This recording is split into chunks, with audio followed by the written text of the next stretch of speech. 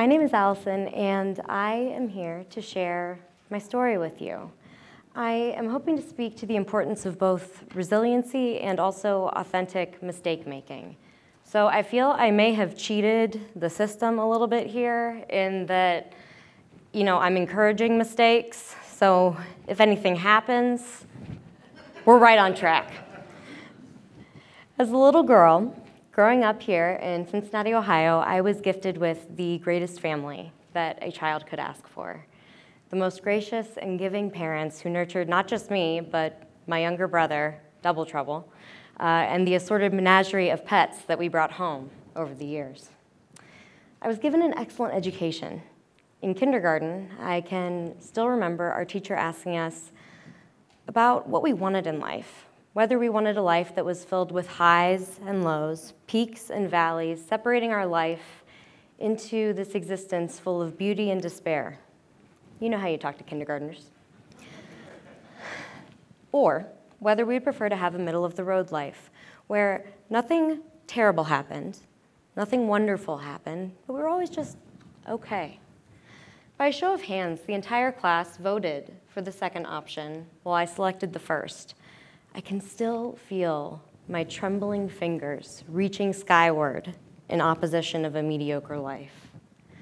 When I was young, I dreamed of being an artist, a doctor, and like most rebellious young children, I dreamed of running away to join the circus. Naturally, I thought that as soon as my adult life started, I could do all three at once. In the spring of 1998, my crystal clear vision of puppies, paints, and pediatric medicine was taken from me. An old movie reel, spinning in place with no one to turn off the projector. I was diagnosed with type 1 juvenile diabetes. At that time, I did not completely understand. What was this new unknown that suddenly had ownership of my life? What was this new thing that made my soft mother wipe unbidden tears from her eyes when she thought that John and I weren't looking? What was this cloud that drew sharp lines through my father's gentle smile? My brother held my hand, even though neither of us knew what was going on. Actually, that is especially when he held my hand. Though he is 3 years my junior, it has never felt right to call him my little brother, as he's been there for me since the moment he came into the world. Since our family comes from sturdy stock, we adapted. Juice boxes and glucose tablets came to fuel lonely soccer practices that I spent on the bench. Insulin shots several times a day and finger sticks on the hour through the day and night left red stains of courage on my clothes, my bed sheets, and the pages of the books that I turned to for escape. New technology transformed me into a crippled Iron Man. I persisted, despite the uncertainty and the changes, chasing the perfection of my childhood dreams and blindly wriggling through this gauzy veil of uncertainty.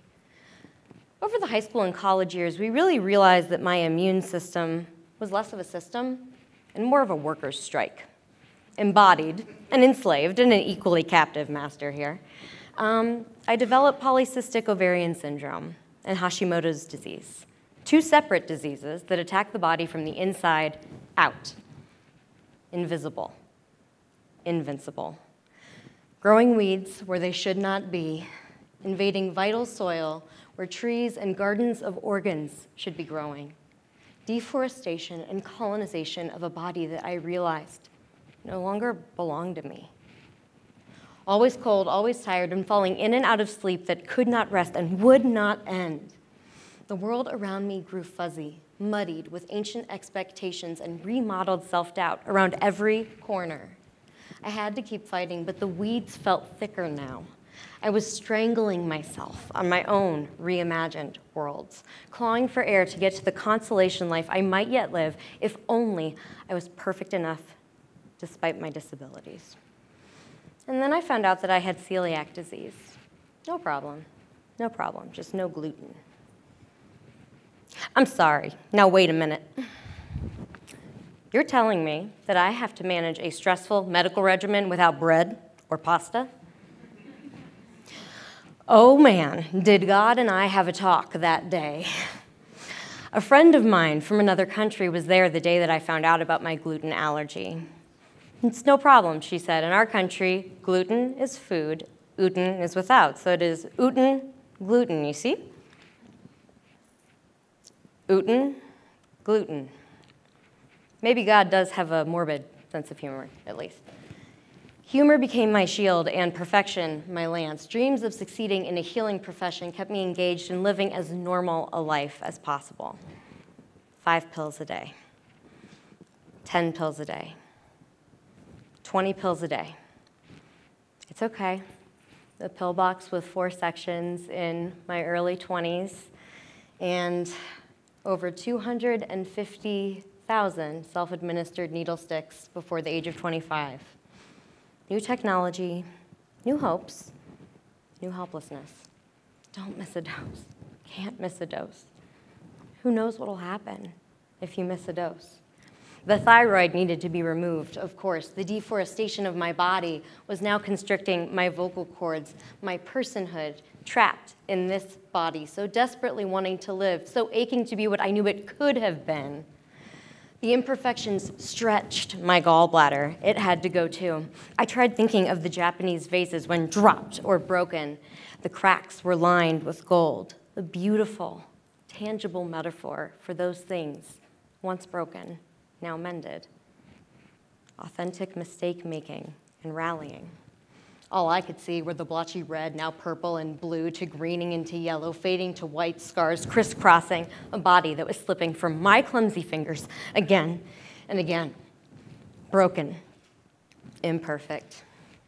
Self-imposed, I had to be perfect. It all needed to be perfect. The plan books lined up and color-coded, doctor's orders, lockstep. Every moment precisely calculated. If any medication, any procedure was out of order, then the whole thing was out of balance. And then, the miracle. I can see the culprit, the scene, a split-second, imperfect moment that changed the whole trajectory of my life. My skull, this cathedral of light and love and hope, was slammed 7 times in a door when I was assaulted in the spring of 2012. Now listen, so this is the audience participation part. This is the part where you're feeling sorry for me. Come on, I can kind of see those faces. And look at me. I mean, really, really look at me. Okay. Close your eyes. I know. You're sitting in a room full of people who are feeling just as concerned as you are. What happens next? If I can come up here and make a fool of myself with all of you, allow yourself one moment of feeling foolish, feeling present, feeling here. Close your eyes. Feel that ineffable you-ness coursing through your beautiful, one-of-a-kind bones. Feel it in the architecture, in the curve of your back, the way that your tongue sits in your mouth, unobtrusive, patient, ready. You can open your eyes now. Do me one more favor. Don't worry, like, no volunteers or anything. Lift a finger. Just one. Thank you. I appreciate that. Think of how it's serving you, actively, quietly.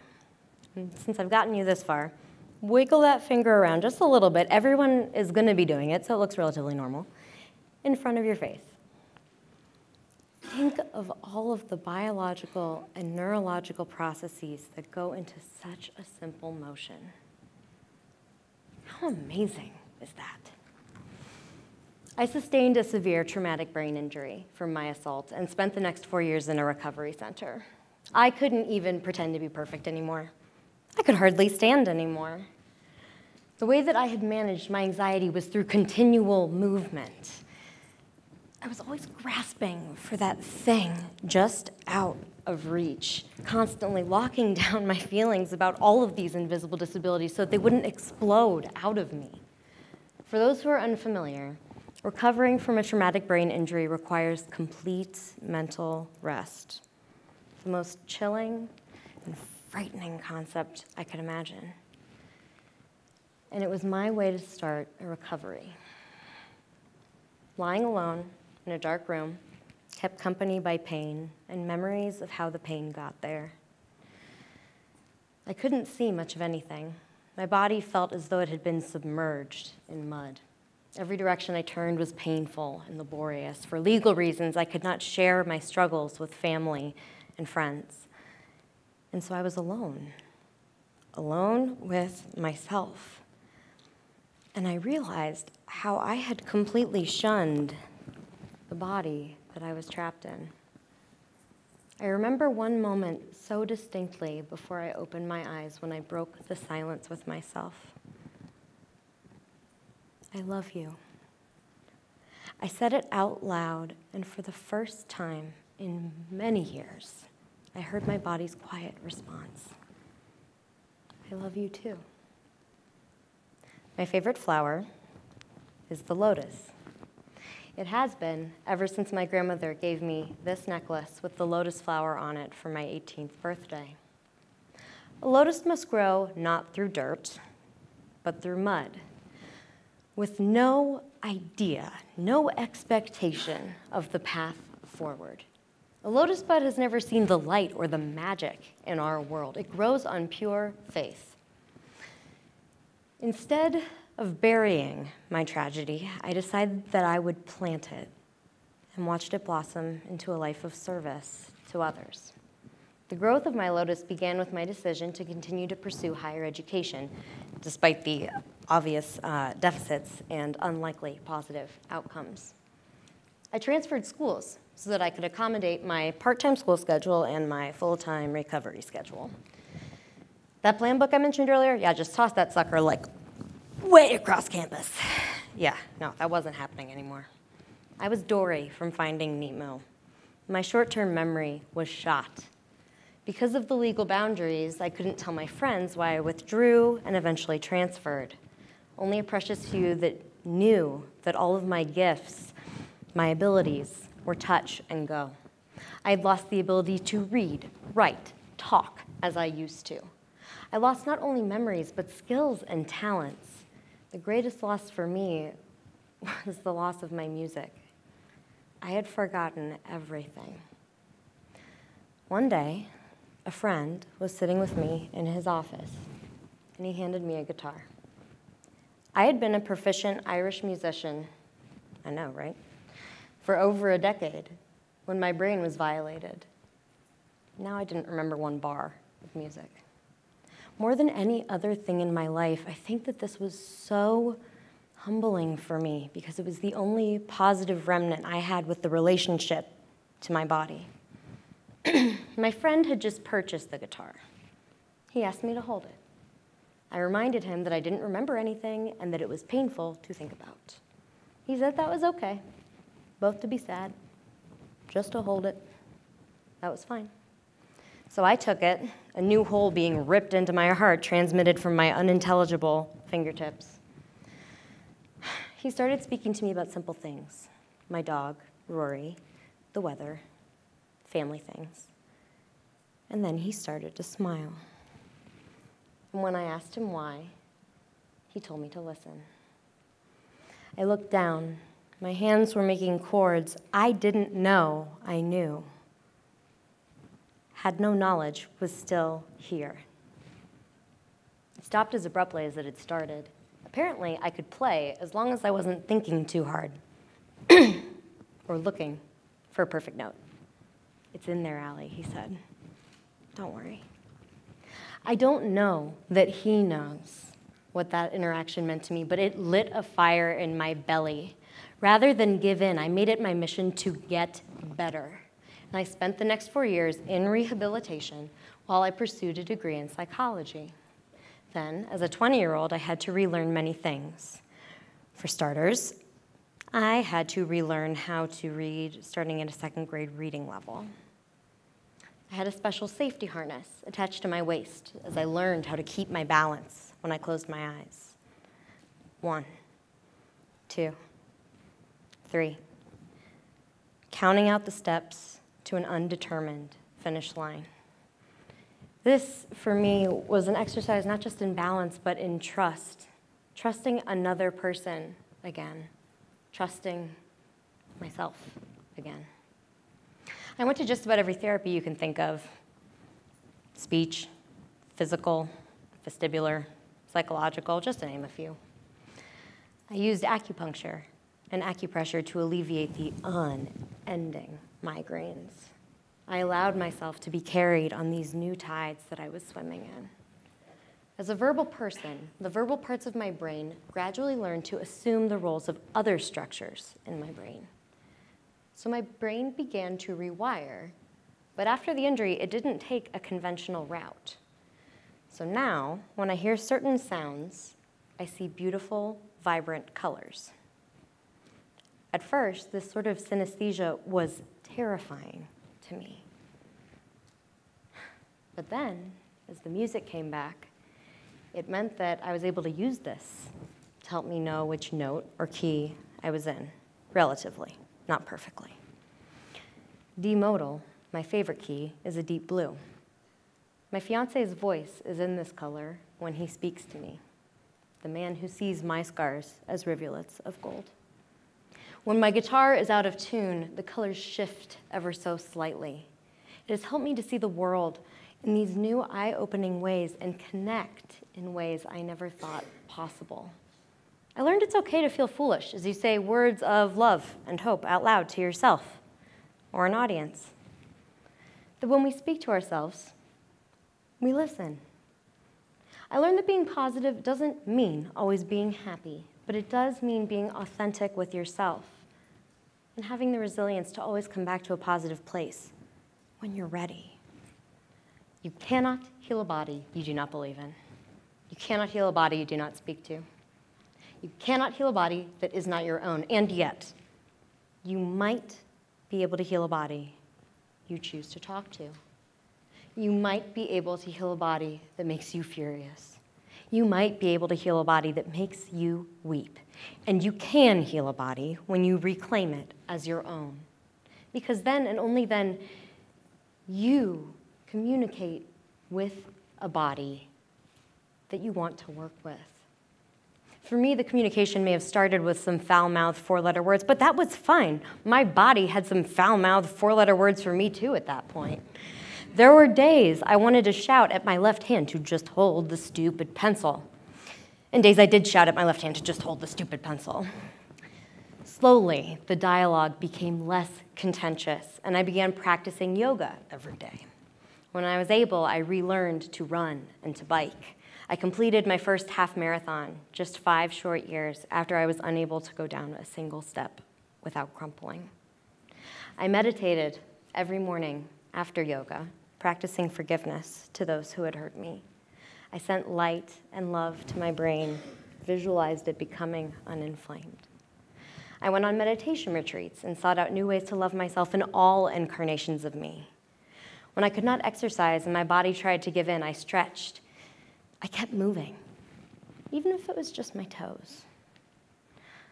Even when the medicine I needed to keep myself alive made me gain 60 pounds in a semester, try that in college, I still didn't give up. Even when that scale hit 200 pounds, I vowed to learn to love myself in every incarnation of my body.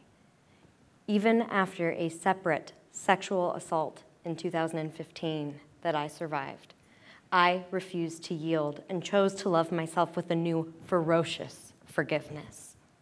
I realize I'm blessed with a tremendous opportunity this way. How many people are given the opportunity to love themselves across such a spectrum of sizes, changes, and shapes? I thanked my hands for holding the hands of my supporters. I thanked my feet for moving me forward on the pavement of the mezzanine. I thanked my legs, my eyes, my ears. I found so much in this world to be immensely and authentically grateful for. I did many things. Eliminated technology almost entirely for 2 years. Played strategy games, even Dungeons and Dragons, to practice holding more than one thought in mind. Learned about energy flow and manipulation, took basic self-defense classes and learned how to fall and how to get back up again. As my reasoning and retention improved, I took logic and math classes. They would have been outside the old Allison's wheelhouse, but new Allison was determined to master. I studied for over a year and took the GRE. I passed. Academically, I studied and published research on the intersection of faith, happiness, neurology, and strength building. I found purpose and vocation in this process, and in doing so, I emerged from the mud. Not my old self, but new. The seed I had planted was stronger, more disciplined, energized, resilient, and not one little bit perfect. You can ask my parents and my little brother on that one. As I've dealt with new medical challenges this year, I have once again been faced with the immutable truth that a disease does not define me, nor do several diseases, for that matter. Another person does not define me. A vocational title does not define me. Just as my childhood self knew, I did find my art through music, playing in a traditional Irish group in high school. I became a healer, if not a doctor.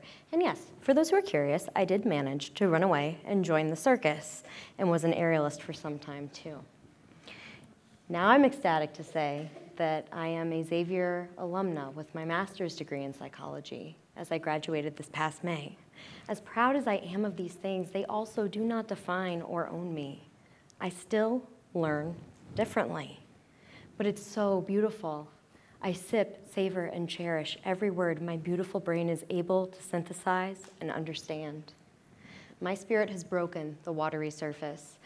And now, as I look into this sea of lotuses around me, I'm filled with gratitude.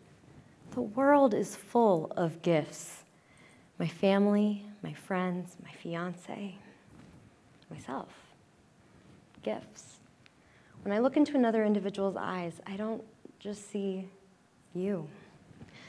I see myself as you see me. And what's more, I see divine resilience. For me, resilience is not always being perfect, obviously. Resilience cannot exist without struggle. It requires trying with all you have and failing frequently. Authentic mistake-making. It's looking adversity straight in the eye and being able to say thank you when you've been knocked down. Resilience is finding the courage to get back up again. Resilience is me, and resilience is you. When you fall, look for the God, the truth, the universe in that fall, and find gratitude. Be mad and frustrated and sad. And someday, some moment, when you're ready, find gratitude for those feelings also. And then maybe, one day, stand back up and be grateful for that spark inside of you that resides in all of us. Because for me, resilience is no longer about chasing perfection. It's about living my authentic truth. Resiliency is having the courage to stand back up again.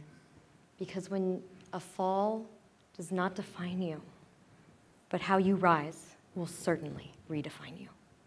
Thank you.